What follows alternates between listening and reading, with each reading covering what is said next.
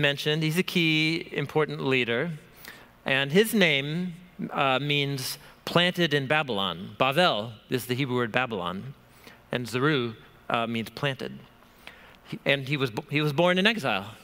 So he's part of the generation born in exile.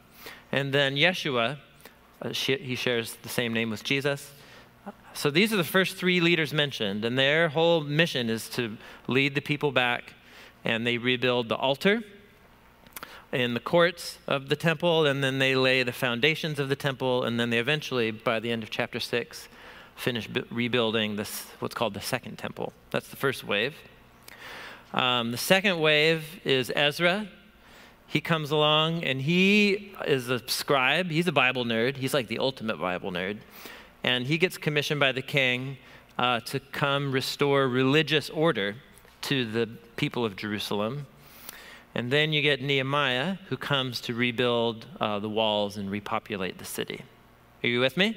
It's the first three movements, but they all flow out of the opening hyperlink of return and rebuild. So we're going to rebuild the temple.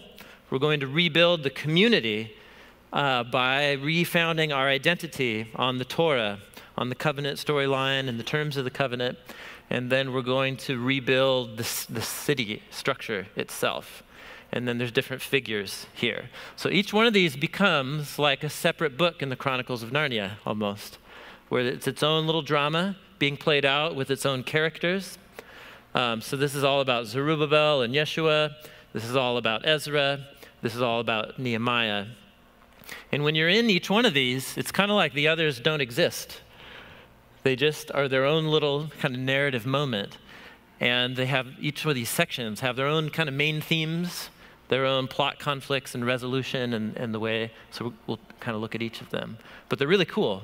But then altogether, it's working towards this larger goal, which is once we rebuild the temple and the Torah and the walls, the prophetic package of hope is supposed to happen, right? That's what the hyperlink told us at the beginning.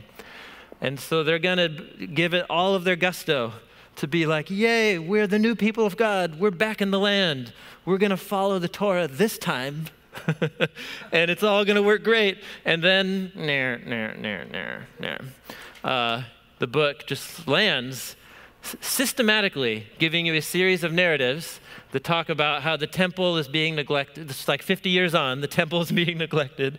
People are working on the Sabbath and marrying and doing these marriage alliances with other families and their gods, and that the city walls are being dishonored by people working on the Sabbath, setting up markets. And then that's how the book ends. And you're just like, what? Why did I just read that?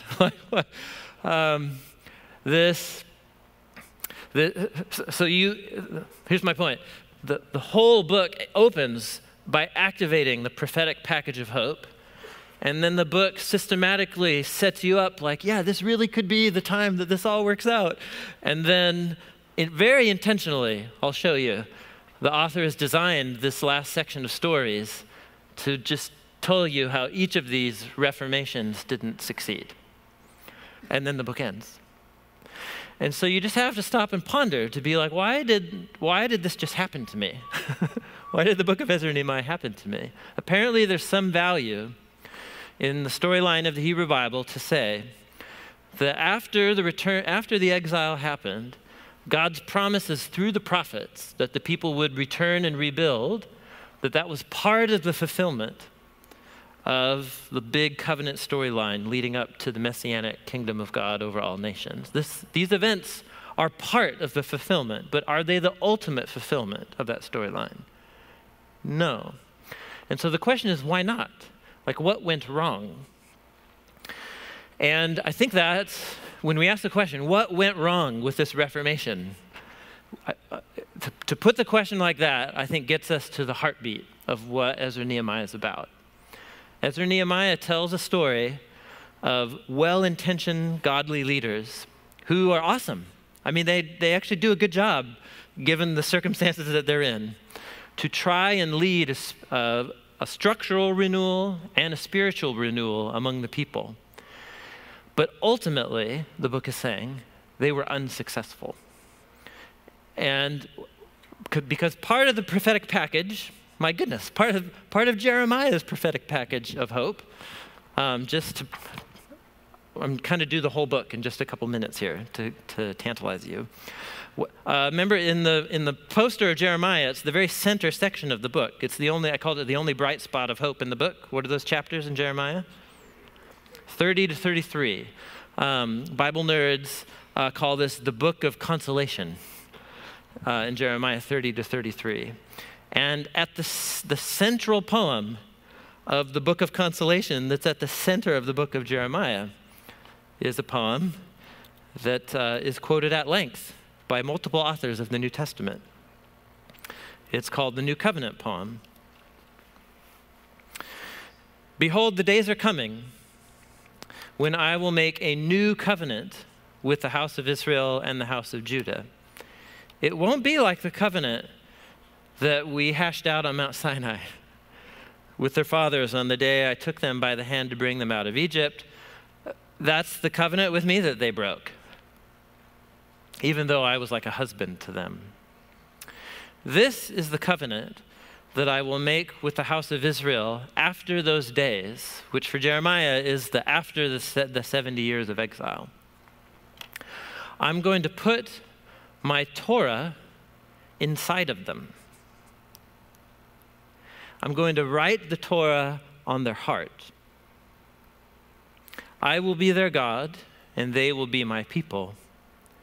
And when that happens, when the terms of the covenant relationship become so second nature. What's he talking? He's talking about when obedience to God and to his calling and to the unique way of life that he singled out his covenant people for, when obedience to those covenant terms becomes so second nature, you could say that it's written on your heart. And when that day comes, my job will become unnecessary, which is a Bible teacher. Because they're not going to need Bible teachers. Because everyone's just going to have it woven into their psyche and to all of their desires, all of their longings, all of their value system, right? It's all interwoven with God's will. And so you don't need Bible teachers saying, hey, you know what? You should really know Yahweh's will for your life and follow him, because everybody's just going to know me and they're just going to do it. And that is the day when I forgive their sins and remember their sin no more. This is the center poem of the book of consolation at the center of the book of Jeremiah. It's amazing. And there's a reason. Are you with me? There's a reason why this is really important. There's a reason why the author of Hebrews quotes almost this whole poem at length. There's a reason why almost every line of this poem you can find underlying different teachings of Paul in his letter to the Galatians and his letter to the Romans. And it's because Jesus, Paul, all the apostles believed that through the life and the death and resurrection of Jesus, through Pentecost and the coming of the Spirit, they believed that this was happening, that these events took place, that through Jesus, the new covenant people were being formed. But this is something we were already waiting for. This hope is what the first sentence of Ezra opens up with you hoping for. So to return and to rebuild for the Messianic kingdom, but ultimately, Jeremiah said, if that's ever going to happen, what the people are going to need fundamentally is new hearts, a new heart. And some of you might know, what's Ezekiel, who is a contemporary of Jeremiah, he has a parallel to this, because he also saw this need. How did he put it? Not the Torah on the heart. How did Ezekiel put it? He talked about, actually, yeah, this is Ezekiel's phrase right here, right? So Jeremiah says the Torah written on the heart. Ezekiel, in chapter 36, talks very similarly about, I'm going to bring you back from the nations, return. I'm going to bring you back. This is Ezekiel 36, verse 24. Ezekiel was training his whole life to be a priest. He never got to be one because he got hauled off to Babylon. but he talks and he thinks like a priest. That's why the book of Ezekiel is so weird to modern Westerners. It's because it's permeated with ancient priestly terminology and imagery. So when he thinks of this renewal and cleansing of the people, he thinks of what the priests would do for people, impurity rituals in the temple. I'll sprinkle clean water on you. You'll be clean. I'll cleanse you from your filthiness and from your idols. Moreover, I'll give you a new heart and a new spirit inside of you. So Jeremiah says the Torah inside of you. Ezekiel says, actually, that old heart is just not going to work. So we all have a value system that we have and that we're raised with, nature, nurture, that whole thing. And that value system is based on a set of values of what's most important in life, about who am I and what am I here for. It's a whole story about who are we, why are we here, what matters in the world. And Ezekiel just says you just need to remove entirely that old value system and be given as a gift, a divine gift, a whole new set of longings and a whole new value system. He calls it the new heart and the new spirit, because that old heart is stony. I'm going to give you a soft heart. And who's going to be the agent of the renewal of the human heart? The Spirit. So Jeremiah didn't say the word spirit there, but of course he assumes it. So this is a really key part of the prophetic package of hope, is the new heart. And Jeremiah 31 is all about that. Ezekiel 36 is all about that. The work of the Spirit to bring the new covenant, so that when the people do return and rebuild the temple, they'll actually be faithful to God. And then they'll be ready to receive the Messianic kingdom over all nations and so on. So that essentially the book of Ezra and Nehemiah is a case study when well-intentioned leaders do everything in their power to prepare for revival, and it doesn't happen. And so how are you supposed to interpret your failure? Is it really your failure? What is it that needs to happen in a community of God's people so that the renewal of the heart and the revival actually happens? And I think the argument of the book of Ezra and Nehemiah is you can do everything to get ready for it, but ultimately the renewal of the human heart isn't something that we can generate in each other. It's just something that we have to receive as a gift. There was I don't remember where, I don't know if Tim Keller said it first, but he's the one who said it and it stuck with me, is that the church can never generate revival, but it can definitely get in the way of and prevent revival from happening. And there's something like that is, I think, the main message of the book of Ezra and Nehemiah. So there's a whole book of the Bible. What I'm telling you is there's a whole book of the Bible that is an anatomy and an analysis of a revival gone wrong. And it's not because the leaders are inherently bad. They're a mixed bag who are doing their best in the circumstances. And this is very different. I wasn't raised in churchianity, so I didn't have any exposure to Ezra and Nehemiah until I was, learning how to read the Bible on a deeper level. But I became aware of this long tradition, at least in American churchianity, of Ezra and Nehemiah being the books of the Bible you turn to when you launch a new ministry initiative in your church, or like a new fundraising campaign, right? And you can do Google searches on it now. It's very easy. Like Ezra and Nehemiah leadership principles. And there's all of these books and literatures and Bible studies that's turning to Ezra and Nehemiah as like the blueprint for how to lead your people to whatever, the next thing.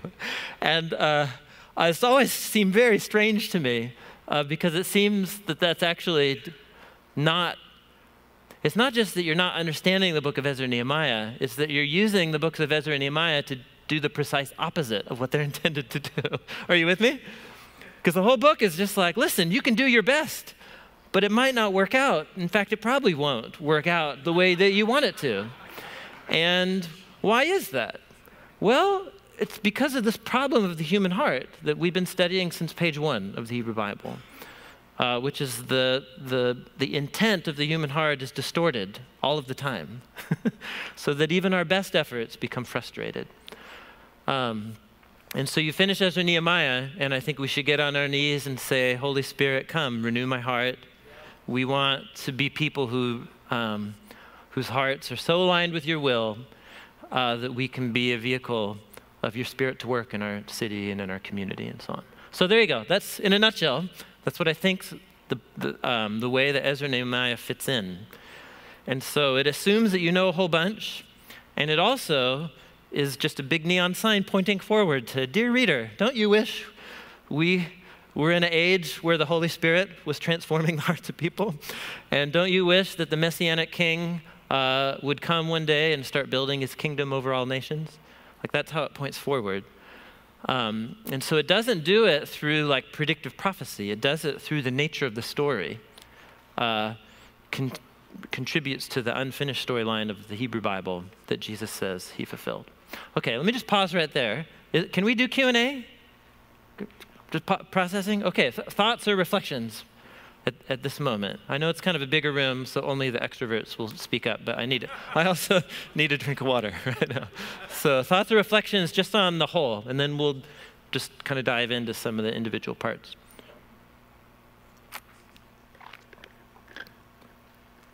Hi.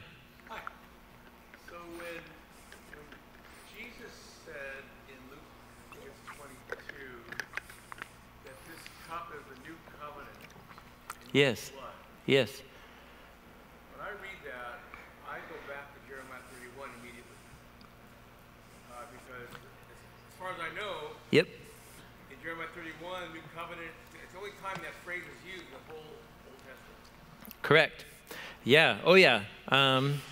Yeah, you're talking about Jesus's Passover meal with the disciples. Hey, Jet. Oh, cheers. Yeah, yeah. I can repeat it, but if you want to, okay. Sorry, it's Luke 22. It's 23. 22. Is it in the 40s? I always forget. There's the garden. Oh, so it's in 22. Here it is. Here we go. Yeah, this is a hyperlink to Jeremiah 33 in the Gospel of Luke. 20. Yep, 22:20. Yeah, so when he talks about the cup, he's also activating Jeremiah. What chapter? Do you remember? The cup chapter of Jeremiah? It's the hinge of chapter 25, where he predicts that the cup of God's justice on Israel's covenant rebellion is going to be poured out and they're going to drink it. And so Jesus is saying, I'm going to drink the cup of Israel's failure for covenant rebellion and thereby pave the way, open the way to the new covenant of Jeremiah 31. Yep. So that's just a big, bold hyperlink to the whole book of Jeremiah. Just get it in your mind, Jesus says, and then make sense of my words in light of it. Yes. Why is that? Yeah. Yeah, because I spent a lot of time here, is that when Jeremiah said this is the new covenant, I mean, the Jewish people knew about the covenants of God. They knew the covenant God made with Noah and Abraham and Moses. There was the Davidic covenant. But they didn't know what this new covenant really was. So from my understanding, there were hundreds of years of wondering, what is this new covenant where we know the Torah is written on parchment with ink, but God's going to write it on our hearts. And then when Jesus says, this cup is the new covenant, it's like the sign of the other covenants was rainbow, circumcision, Sabbath,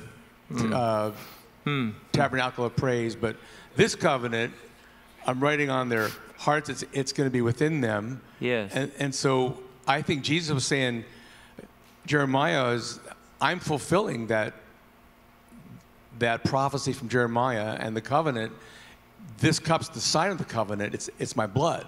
Yes. And I just get really excited about that. Yeah. Also, I'm Jewish, so as you should. yeah. I agree with you. I think that's exactly exactly what Jesus is doing. Anyway, thanks. Yeah. And it's exactly what doesn't happen in the books of Ezra and Nehemiah. You don't have a moment like this in Ezra and Nehemiah. It's like they get ready for the party, but then the surprise guest doesn't show up, which is the Holy Spirit in and through the Messiah, right? And so that's precisely what all four Gospels are about, is finally the surprise guest is here to make the party become a rager. Yeah. Yeah.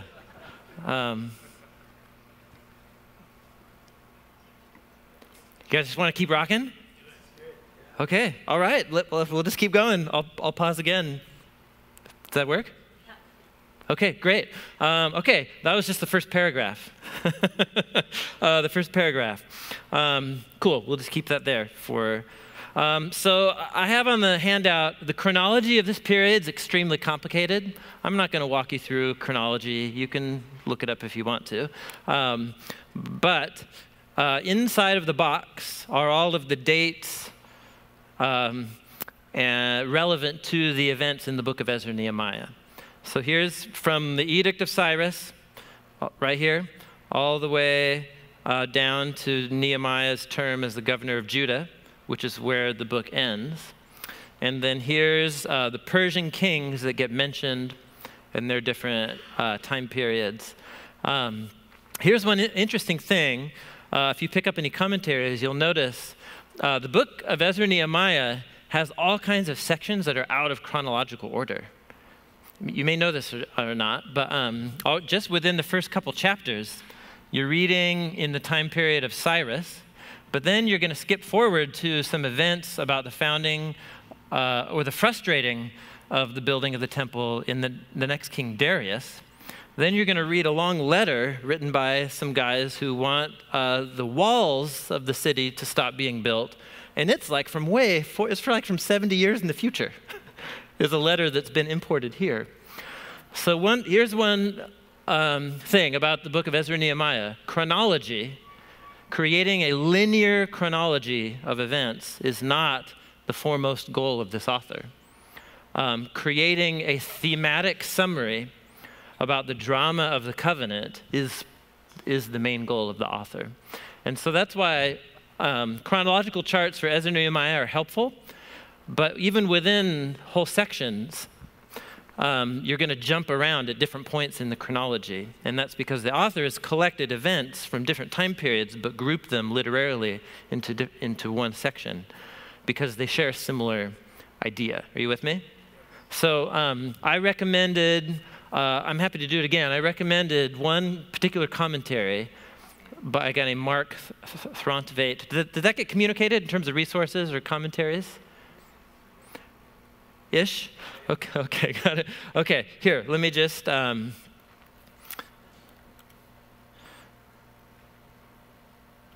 so,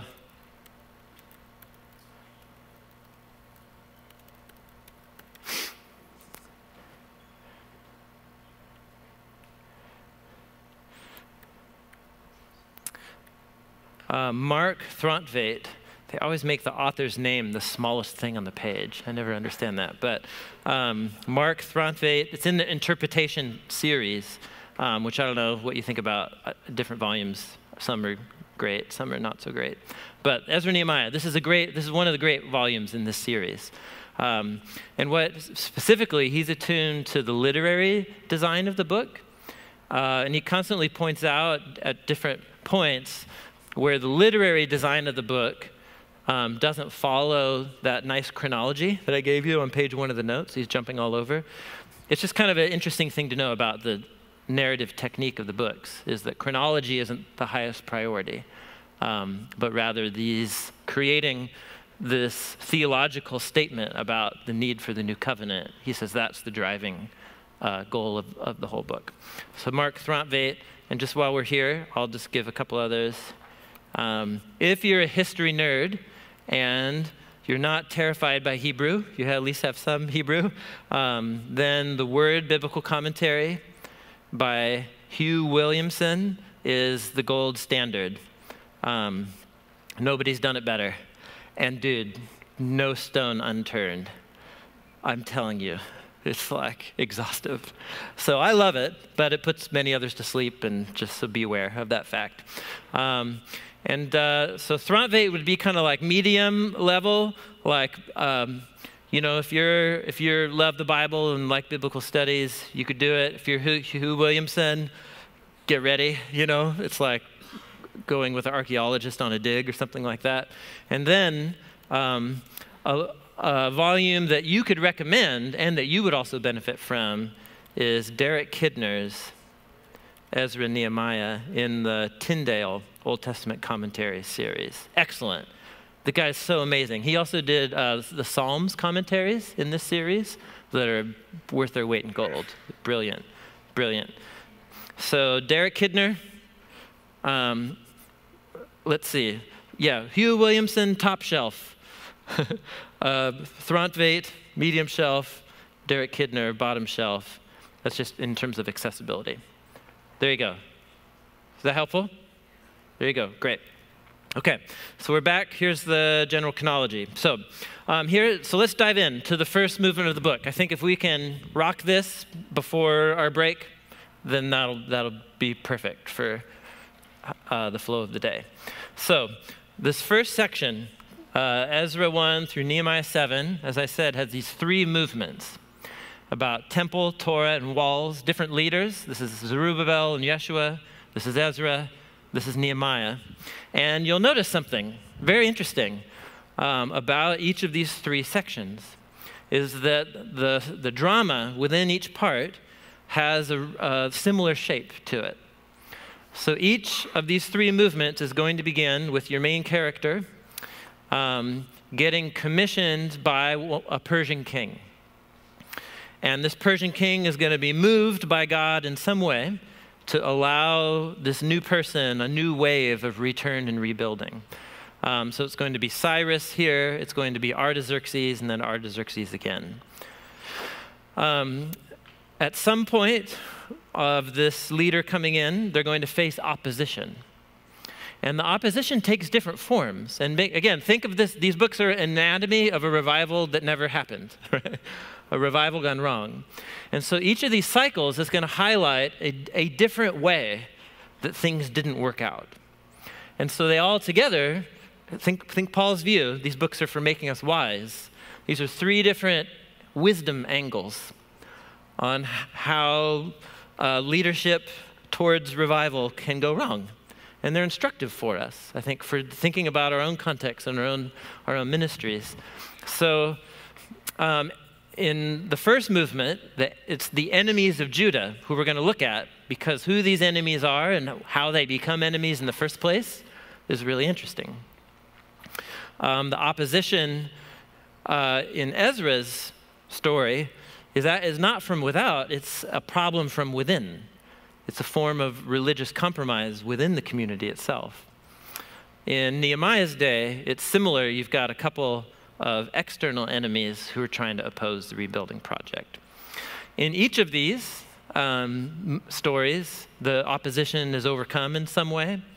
So the temple, they build the altar, but then the temple has to be stopped, and then it's paused for a long time until eventually the next king, Darius, lets them restart.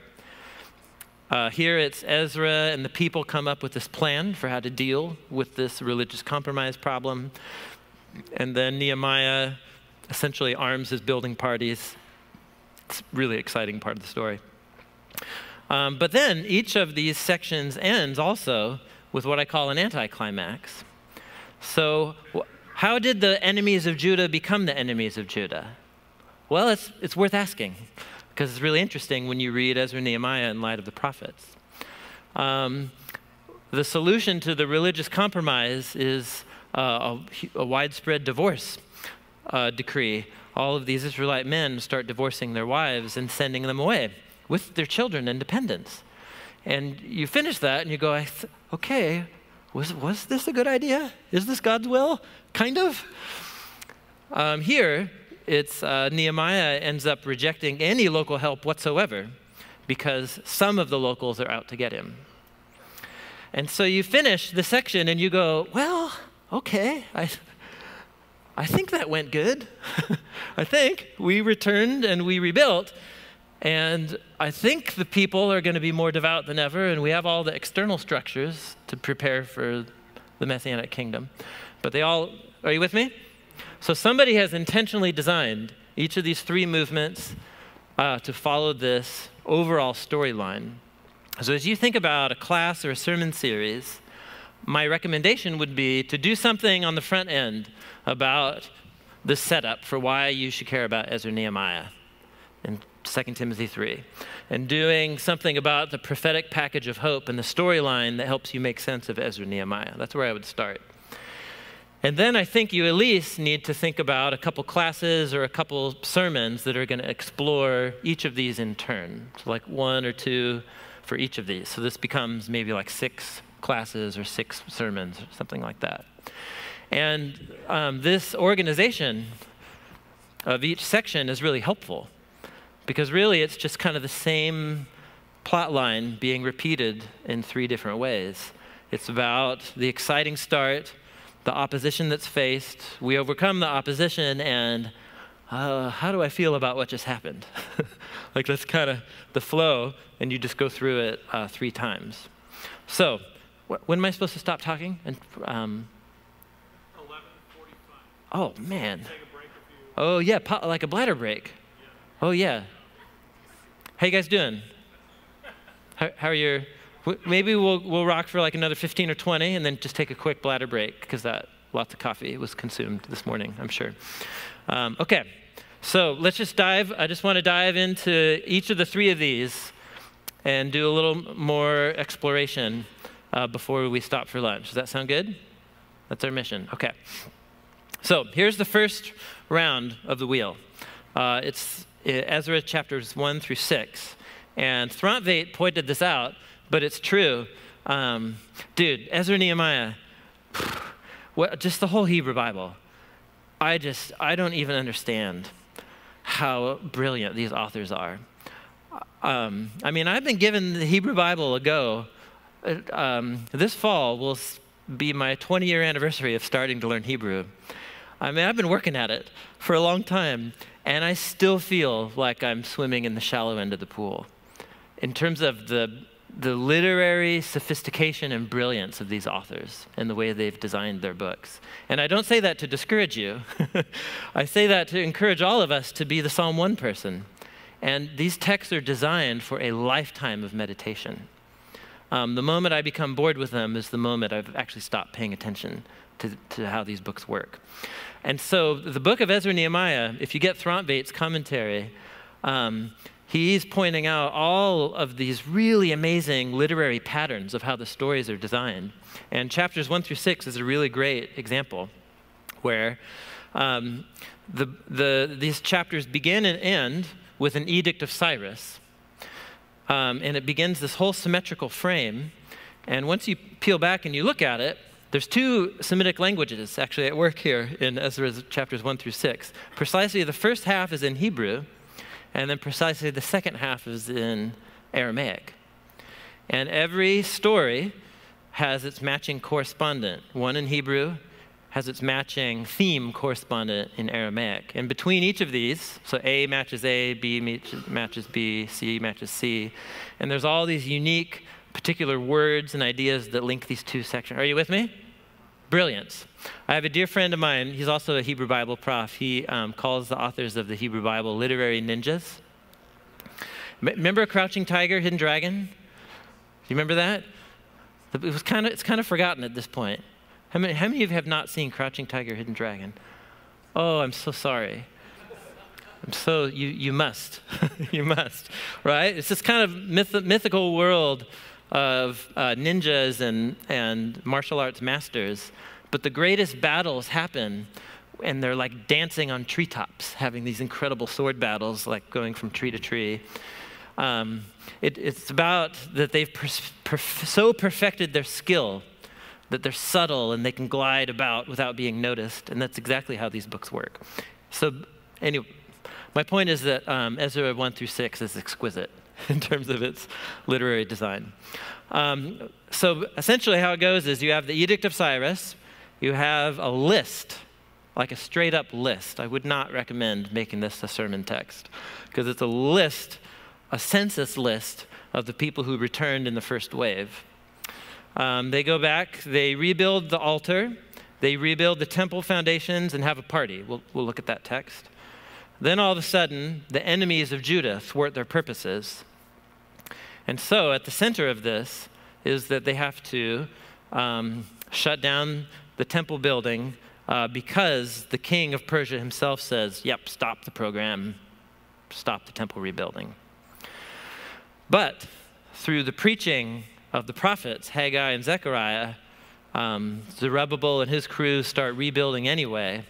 And then God turns the heart of the Persian king. They discover the edict of Cyrus that was forgotten. And then they finish building the temple. And then the crown jewel of this whole thing is Passover. They celebrate Passover. So it's the people return to the land with the wind under their wings of Cyrus and his edict. They show up, things go wrong, they have to stop, and it stops for like 10, 15 years. And then they just like, Haggai and Zechariah are like, go guys, go, just do it anyway. And so they do, and they start rebuilding anyway, and it's this huge diplomatic mess. But then God moves the heart of the king once again, and he allows them to keep rebuilding, and then they celebrate Passover when they're done. That's the shape of Ezra 1 through 6. So we've already looked at the beginning hyperlink. Let's look at free pages update. No, I don't want that right now. So let's, yes? If you were going to preach and you wanted 2 sermons in the temple, what ideas would you give for those 2 sermons? Yes, exactly. I'm about to. You're going to get there. We're going to do it right now. Yes. So what text would be the key text for focusing in on the story? So if you've done one on the setup and the prophetic package of hope, when you dive in to the book, we've already read Cyrus's edict here. The next paragraph is really key in chapter 1. It's the response of the people. So the heads of the fathers' households of Judah and Benjamin, the priests, the Levites arose, everyone whose spirit God stirred up to go up and to rebuild. And what did God do to Cyrus? He stirred him up. This is a great Hebrew image, literally means to like wake up. So Cyrus woke up one day, and this is actually part of a broader policy. The Persians, when they took over the Babylonian Empire, they let numerous indigenous people groups return to their lands. The Israelites were just one of a number of groups. And so the Lord stirred Cyrus to wake up one day and to become aware of all these immigrants, right? Exiles living in Babylon. He finds out their story. He says, you guys go back. So it takes a work of God to move Cyrus to this. And you tell me, after 70 years of being relocated, the people who went the trauma of deportation are, right? Most of them aren't alive anymore. And so the people who are there are Zerubbabel, planted in Babylon. And, we've made some friends here. And Grandpa opened up a shop, and it's the family business now. Are you with me? Like they're adapting to like Jeremiah told them to in his letter in Jeremiah 29. Plant gardens, build houses. Hank, you're going to be here for a while. And so there has to be an equal movement of God to move at least some people to return and rebuild, because not everybody did. You get a list in chapter 2 here, a list of those who go back, and it's a few thousand people. It's like not insignificant, 42,000 people. But how many were exiled? Like way more. It's a remnant. And Ezra calls the group that returns and come back a remnant of ancient Israel. So even then, you have a story here of when God begins to move and God's people can discern that he's up to something. There needs to be an equal movement of God among God's people for who's going to throw down for this and become a part of this. And so that's what the next paragraph is about. And so what they do is their neighbors all around them give them money to go back. They're like Persian, Babylonian neighbors. They're like, hey, Moshe, good luck on your journey. You've been a good neighbor of mine. You taught me Hebrew words. Here's my golden candlesticks for you to, right? It's like that kind of thing going on. Now, this is another hyperlink. It's another hyperlink. Can you think of another time when God's people were exiled and captive somewhere, and then God moved in such a way that the people get to go up back into their land, and their neighbors are giving them money? Can you think of that story? Yeah. This is a subtle with gold, articles of silver and gold. This is the crouching tiger, hidden dragon, ninja stuff, where he doesn't say, dear reader, go read the book of Exodus, right? Chapter 13. But when you do, it's really awesome. Let me get to, yes, Exodus chapter 12.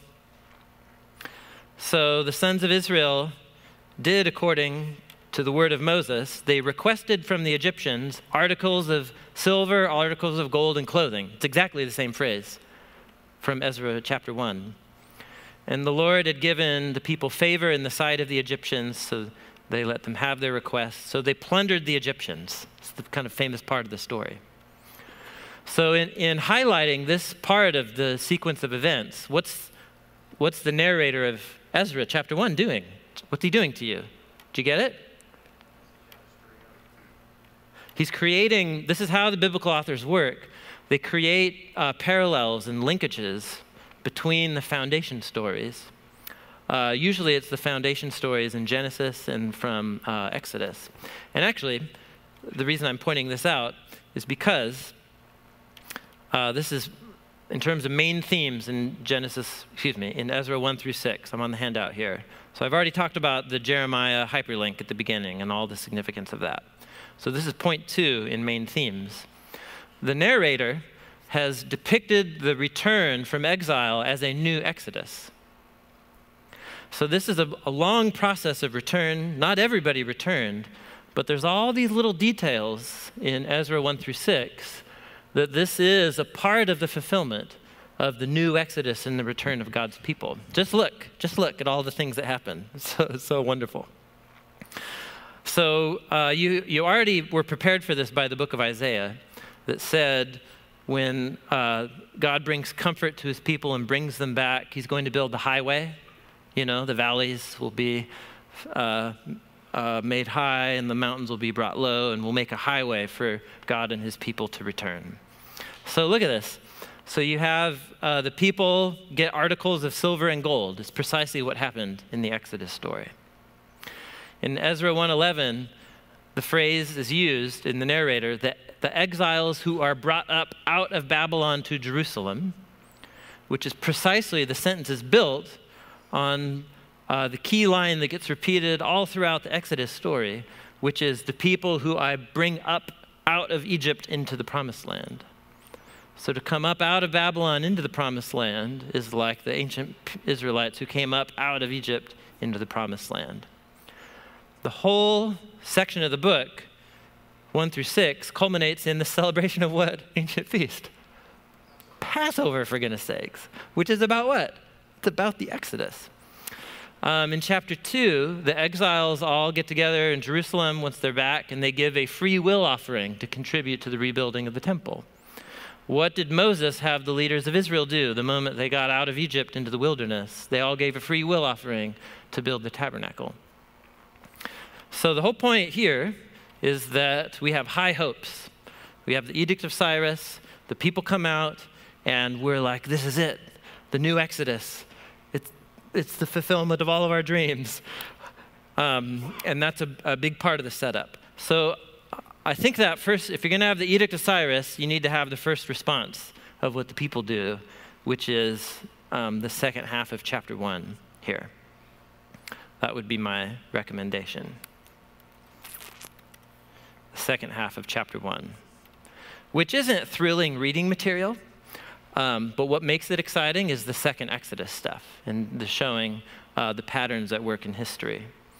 This is a big part of how all the books of the Bible work, but Ezra and Nehemiah too, that what does it mean? Think about what it means for these books to say that the exiles plodding back on the road to Jerusalem is a reenactment of